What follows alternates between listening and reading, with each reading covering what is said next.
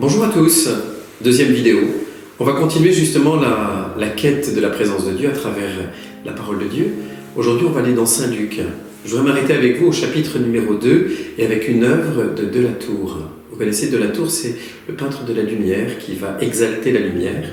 Écoutons d'abord ce que nous dit Saint Luc de la naissance de Jésus et de la visite des bergers au chapitre 2. Or, donc en ces jours-là parut un édit de César Auguste ordonnant de recenser le monde entier. Ce premier recensement eut lieu pendant que Quirinius était gouverneur de Syrie, et tous allaient se faire recenser chacun dans sa ville.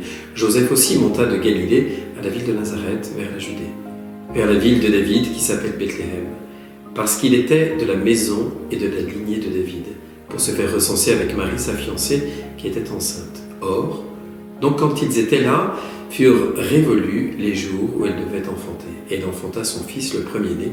Elle l'emmaillota et le coucha dans une mangeoire, parce qu'il n'y avait pas de place pour eux dans l'hôtellerie. Il y avait dans cette contrée des bergers qui étaient aux champs et qui passaient les veilles de la nuit à veiller sur leurs troupeaux. Et l'ange du Seigneur se présenta à eux, et la gloire du Seigneur les enveloppa de sa clarté. Et ils furent saisis d'une grande crainte. Et l'ange leur dit « Soyez sans crainte, car voici que je vous annonce la bonne nouvelle d'une grande joie qui sera pour tout le peuple. Il vous est né aujourd'hui, dans la ville de David, un sauveur, qui est le Christ Seigneur. Et voici, pour vous le signe, vous trouverez un nouveau-né emmailloté couché dans une mangeoire. Et soudain il y eut avec l'ange une multitude de l'armée céleste qui louait Dieu et disait « Gloire à Dieu au plus haut des cieux, et sur terre, paix aux hommes qui ont sa faveur. » Or, quand les anges les eurent quittés, pour le ciel, les bergers se disaient entre eux « Passons donc jusqu'à Bethléem, et voyons cette chose qui est arrivée et que le Seigneur nous a fait connaître. » Et ils vinrent en hâte, et ils trouvèrent Marie et Joseph, et le nouveau-né couché dans la mangeoire. Ayant vu, ils firent connaître la chose qui leur avait été dite de cet enfant, et tous ceux qui l'entendirent s'en étonnèrent de ce que leur disaient les bergers. Quant à Marie, elle gardait avec soin toutes ces choses, les repassant dans son cœur. Voilà ce beau passage qu'on connaît par cœur qui est lu à la veillée de Noël. À la veillée de Noël, le 24 décembre, on entend ce texte qu'on connaît par cœur. Et quand on regarde l'œuvre de Delatour, on voit que le Christ, il est la source de la lumière. Un tout petit bébé, fragile, ça nous parle encore de l'incarnation. Dieu qui s'est fait homme, qui a accepté, c'est ça la pauvreté du Christ. Ce n'est pas de naître dans une étable, c'est justement de se faire homme, vulnérable, tout petit, si fragile, emmailloté. En quelque sorte, il est emmailloté comme une momie, on a l'impression, et dans les icônes anciennes, eh bien, on mettait l'enfant Jésus dans une mangeoire qui ressemblait plutôt à un sarcophage. Ici, sur le tableau, on voit d'abord la jeunesse de Marie. On voit ce petit enfant qui a les yeux fermés, qui dort, tout petit, parce qu'il est dans la confiance de sa mère, et il est celui qui est en quelque sorte comme une ampoule qui éclaire.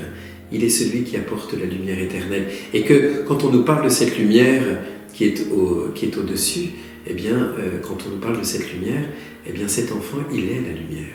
Il est la lumière éternelle, il est celui qui apporte la clarté. Enfin, avec l'enfant Jésus, on va y voir très clair. Et Delatour a voulu montrer cela, que Dieu eh bien, vient parmi nous pour nous éclairer, pour nous conduire, pour nous montrer le chemin qui conduit vers l'éternité. Une Marie toute jeune qui nous confie son enfant, et ces bergers étonnés de voir cet enfant qui leur ressemble en quelque sorte, parce qu'il est notre frère en humanité. Tout petit enfant, et pourtant cet enfant va nous ouvrir à des horizons beaucoup plus grands, parce que grâce à lui, le ciel s'ouvre pour nous, parce que Dieu s'est fait homme, et parce que l'homme eh bien, devient frère de Dieu dans l'humanité, et on pourra nous aussi aller suivre cet enfant pour pouvoir avoir à notre tour l'éternité bienheureuse. Et je vous invite à voir maintenant le deuxième tableau, pareil de Delatour, où on voit Joseph qui travaille avec l'enfant Jésus. Là aussi, l'enfant Jésus tient la lumière. C'est lui qui éclaire, même le vieillard qui est son père. C'est lui qui éclaire, c'est lui qui est porteur de lumière. C'est lui qui, justement, souvenez-vous, Lucifer, c'est le porteur de lumière. Mais il avait utilisé la lumière, en quelque sorte, à mauvais escient. Tandis que l'enfant Jésus, lui, il est celui qui apporte la vraie lumière. Celle qui nous éclaire pour faire les bons choix, pour avancer dans cette éternité que Dieu nous donne. Regardez ces deux tableaux, ils nous parlent justement que nous ne sommes pas dans les ténèbres avec le Christ, mais bien au contraire. Comme le cierge pascal qui éclaire la nuit, au cœur de la nuit, la lumière se fait. Il en va de même, cet enfant est pour nous, source d'une joie parfaite, parce qu'il nous donne la vraie lumière, celle qui conduit vers la vie éternelle. À demain. Dis-moi, Père Bertrand, je me suis toujours demandé, mais comment tu fais pour changer la robe de la Vierge? Ah, ça, je peux pas te le dire. Ça fait partie des secrets de Bévar. Ça se transmet de recteur en recteur. S'il te plaît, Non. je te fais ton repassage.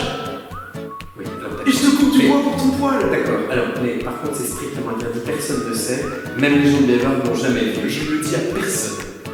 Alors, ça, c'est garanti. Regarde, tu vas voir ce que jamais personne n'a vu. Waouh, là là, mais c'est pas possible. Comment tu sais ça? C'est une question d'habitude. Bon, je te recommande, je te montre. Vas-y, Tu vas voir. Ouais. Encore une fois? Regarde. C'est incroyable ce que tu fais. Non, mais Est-ce que tu voudrais pas me passer le pouvoir juste à 24 heures? Non, mais 24 heures. je vais te montrer les quelques robes, tu vas comprendre la garde-robe et puis. Enfin, tu pourras essayer si tu veux. Ah, Mais par contre, ça ne marche que sur l'huile de Bévar. pas autre part. Pas ailleurs. Ah non. Donc, que sur l'huile de Bévar, donc fais pas n'importe quoi. C'est top secret. Ok. Encore une fois? Encore une fois.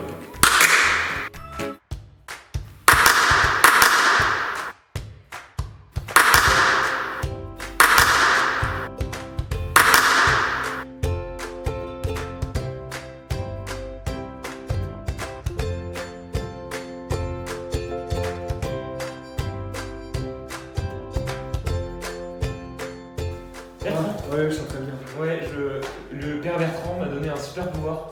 Un super pouvoir. Ouais, tu veux voir? Non, mais là, je suis en train de bosser pour Tiens, Bévar. t'es prêt? De quoi? Quoi? C'est quoi? Comment tu fais ça? Un magicien, hein? Mais arrête! C'est le père Bertrand. Bah, c'est fou! Arrête! Mais t'es fou! Ah, comment tu fais ça? Bah, t'es tout beau comme ça. Arrête! C'est quoi ton truc là? Non, mais arrête ça! Allez, Arrête tiens. ça! Mais arrête ça! Mais c'est pas possible!